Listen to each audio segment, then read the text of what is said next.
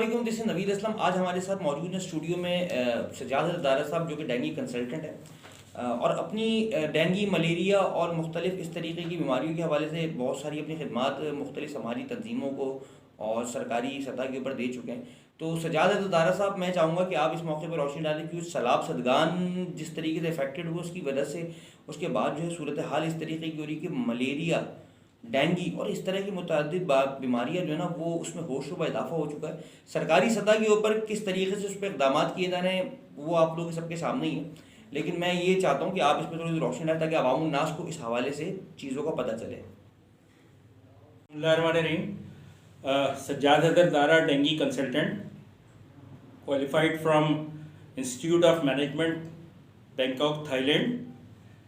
मैं डेंगी के हवाले से और मलेरिया मच्छर और दीगर मच्छरों के हवाले से बात करना चाह रहा हूँ। पाकिस्तान में इस वक्त सैलाब की सूरत हाल की वजह से जगह जगह पानी खड़ा हुआ है, जगह जगह तालाब बना हुआ है और ख़ास तौर पे जो छोटे पॉन्ड्स बने हुए हैं या छोटी वाटर बॉडीज़ बनी हुई हैं उसमें डेंगी और मलेरिया मच्छर की ब्रीडिंग बेशबहा होती है। मैं रिसेंटली अभी बलूचिस्तान में कुछ दिन गुजार के आया हूँ, गवादर और माड़ा वगैरह में, और वहाँ भी डेंगी बहुत ज़्यादा और मच्छर बहुत ज़्यादा हैं। इसी तरह पाकिस्तान के दूसरे सूबों से जो रिपोर्ट्स आ रही हैं उसके नतीजे में ये महसूस हो रहा है कि डेंगी किसी वबाई सूरत हाल का सामना ना करना पड़े किसी इलाके को, किसी शहर को, किसी तहसील को या किसी डिस्ट्रिक्ट को। इसके लिए जो गवर्नमेंट ऑफ पाकिस्तान का और प्रोविंशियल गवर्नमेंट्स का और डिस्ट्रिक्ट गवर्नमेंट्स का काम है कि वो डेंगी की सर्वेलेंस टीमें बनाएं जो ट्रेंड हों और प्रॉपर सर्वेलेंस करके उसकी ब्रीडिंग स्पॉट्स को लार्विसाइडिंग करें, उसकी ट्रीटमेंट करें। मैनुअल ट्रीटमेंट भी हो सकती है और लार्विसाइडिंग भी हो सकती है। और जो बालिग मच्छर उड़ रहे हैं उनके लिए प्रॉपर कोल्ड फॉगिंग या थर्मल फॉगिंग की जाए। एक बात जहन में रहे कि पाकिस्तान में जो इस वक्त सिचुएशन है जो सैलाब की वजह से पैदा हुई है वो अनफॉर्चुनेटली किसी भी एपिडेमिक को वेलकम करने के लिए काफ़ी है। और किसी भी इलाके में जहाँ मच्छर की ब्रीडिंग ज़्यादा हो गई और वहाँ अगर एपिडेमिक सिचुएशन हो गई तो वहाँ मच्छर को काबू करना नामुमकिनात में से है, इसलिए कि आप मच्छर को पकड़ के मार नहीं सकते, आपको उसकी ब्रीडिंग को कंट्रोल करना है। तो आपके मच्छर की ब्रीडिंग कम होगी, पेशेंट आपके कम बनेंगे, हॉस्पिटल्स के ऊपर लोड आपका कम होगा और हॉस्पिटल्स को जो है वो कम जो है अखराजात करने पड़ेंगे गवर्नमेंट हॉस्पिटल्स को ख़ास तौर पे। जहाँ तक रिपोर्टिंग सिस्टम की बात है, पाकिस्तान में ओवरऑल रिपोर्टिंग सिस्टम जो 2011-12 में जब शहबाज शरीफ साहब एक्स सीएम थे पंजाब के, उस वक्त वो रिपोर्टिंग सिस्टम बना था जो हर हॉस्पिटल को, चाहे वो निजी हॉस्पिटल हो चाहे सरकारी हॉस्पिटल हो, उसको अपलोड करना पड़ता था डेली पेशेंट की रिपोर्टिंग कि कितने पेशेंट आए, कितने डिस्चार्ज हो गए, कितनों की डेथ हो गई। ये सारा सिस्टम बना हुआ है पंजाब के अंदर, दीगर किसी सूबे में नहीं बना हुआ। और ख़ास तौर पर जो सिंध का हाल है, और मैं क्योंकि कराची का रहायशी हूँ और कराची के रहायशी होने की हैसियत से जो बहुत बुरी सूरत हाल है कराची की, वो ये है कि कराची के अंदर जो रिपोर्टिंग सिस्टम है वो सिर्फ चंद सरकारी अस्पतालों के हवाले से है और किसी प्राइवेट हॉस्पिटल्स में जो रोज़ाना मरीज़ आते हैं, चाहे वो सीरियसली इल होते हैं, चाहे वो एडमिट होने के लिए आते हैं, चाहे वो दिखा के या ओपीडी करा के चले जाते हैं, उनकी कोई रिपोर्टिंग नहीं है। इवन आपकी मॉर्टेलिटी की भी रिपोर्टिंग नहीं है।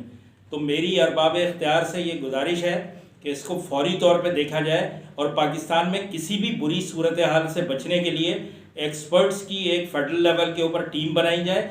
वो टीम SOPs बना के तमाम प्रोविंशियल गवर्नमेंट को और डिस्ट्रिक्ट गवर्नमेंट को एक नसीहत के तौर के ऊपर दे दें कि अगर आपके यहाँ डेंगी और मलेरिया और दीगर मच्छरों की बहुतात हो रही है, उनकी ब्रीडिंग हो रही है, तो उसको किस तरह कंट्रोल किया जाए। देखें, हॉस्पिटल मैनेजमेंट और पेस्ट मैनेजमेंट दो अलग अलग चीज़ें हैं। यानी patient management is something different और pest management is something different. अगर मच्छरों की ब्रीडिंग को आप रोकेंगे तो पेशेंट कम होंगे, हॉस्पिटल्स पे लोड कम होगा। अगर आपने पेस्ट को नहीं रोका तो पेशेंट्स बढ़ते चले जाएंगे और आप मच्छरदानियाँ और दूसरी ट्रीटमेंट करते चले जाएंगे, लेकिन उसका फ़ायदा इसलिए नहीं होगा कि जब ओवर ब्रीडिंग हो जाती है तो ये चीज़ें अनकंट्रोलेबल हो जाती हैं और ये वर्ल्ड वाइड रिकग्नाइज जो है स्टडी है। तो बराए करम तमाम जो भी अरबाब इख्तियार हैं, जो भी स्टेक होल्डर्स हैं, उनसे मेरी गुजारिश है कि वो सारे के सारे जो है ना मिलके इसके बारे में सोचें, क्योंकि इसके अंदर चंद दिन लगते हैं एपिडेमिक सिचुएशन क्रिएट होने में और मच्छरों की ब्रीडिंग को अनकंट्रोलेबल होने में। तो इसके साथ साथ मैं इस बात को ख़त्म करूँगा, इससे घबराना नहीं है, इससे लड़ना है और इसको काबू रखना है ताकि पेशेंट्स कम हो, हॉस्पिटल्स को लोड कम हो, हॉस्पिटल एक्सपेंसेस कम हो और लोग अपनी प्यारों की अमवात से बच सकें। शुक्रिया। बहुत शुक्रिया सज्जाद दारा साहब, आपने जो मशवरे दिए बहुत अच्छे दिए और सही तरीके से आपने डिफ़ाइन किया। और मैं इस प्रोग्राम के तवज्जुह से अवाम उन्नास से यही एक अपील करूँगा कि अपनी मदद आपके तहत इसमें किरदार अदा करें, क्योंकि ये जो बीमारी है बहुत संगीन नौइयत इख्तियार कर चुकी है और जो जिस तरीके से सरकारी इक़दाम हैं वो सब आप लोगों के सामने हैं। और मैं सिंध हुकूमत से, वफाक से भी कहूँगा कि खुदारा इस मामले के अंदर बीच में कूदें, क्योंकि ये एक बहुत बड़ी वबा हमारे सामने आ जाएगी।